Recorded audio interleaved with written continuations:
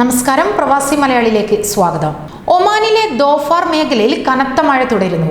അറബിക്കടലിൽ രൂപം കൊണ്ട തീവ്ര ന്യൂനമർദ്ദം തീരത്തോട് അടുത്തതിന്റെ ഫലമായി സലാലയിലും പരിസര പ്രദേശങ്ങളിലും വെള്ളിയാഴ്ചയും കനത്ത മഴ. പലയിടങ്ങളിലും വെള്ളം കയറി. ആളപായം റിപ്പോർട്ട് ചെയ്യപ്പെട്ടിട്ടില്ല. വെള്ളപ്പാച്ചിലിൽ കുടുങ്ങിയവരെ ദുരന്ത നിവാരണ സേന രക്ഷപ്പെടുത്തി. ശക്തമായ കാറ്റോടും ഇടിയോടും കൂടി പെയ്ത മഴ മൂലം സലാലയിലെ നിരവധി താഴ്ന്ന പ്രദേശങ്ങൾ വെള്ളത്തിനടിയിലായി.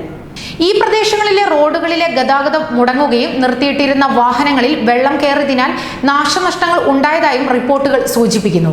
വാഹനങ്ങളിൽ കുടുങ്ങിയവരെ നിരവധി പേര് റോയൽ ഒമാൻ പോലീസും ദുരന്ത നിവാരണ സേനയും ചേർന്ന് രക്ഷപ്പെടുത്തി.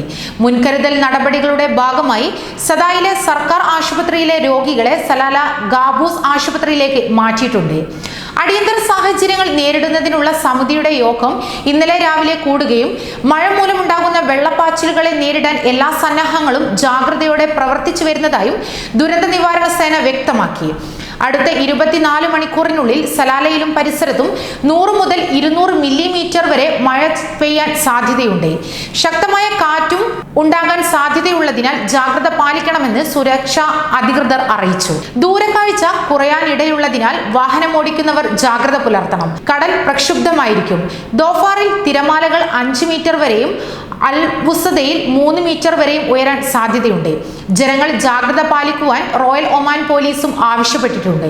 കാലാവസ്ഥാ നിരീക്ഷണ കേന്ദ്രം വെള്ളിയാഴ്ച വൈകിട്ട് പുറത്തുവിട്ട റിപ്പോർട്ട് അനുസരിച്ച് സലാല ഉൾപ്പെടുന്ന ദോഫാർ തീരത്തിന് തെക്കുഭാഗത്തായി 100 കിലോമീറ്റർ അകലെയാണ് ന്യൂനമർദ്ദത്തിന്റെ സ്ഥാനം. കാറ്റിന്റെ കേന്ദ്രഭാഗത്ത് മണിക്കൂറിൽ 55 കിലോമീറ്റർ വരെയാണ് കാറ്റിന്റെ വേഗത. വരുന്ന മണിക്കൂറുകളിൽ ശക്തിയാർജിച്ച് ന്യൂനമർദ്ദം തീരം കടന്നു പോകുമെന്ന് റിപ്പോർട്ടിൽ പറയുന്നു.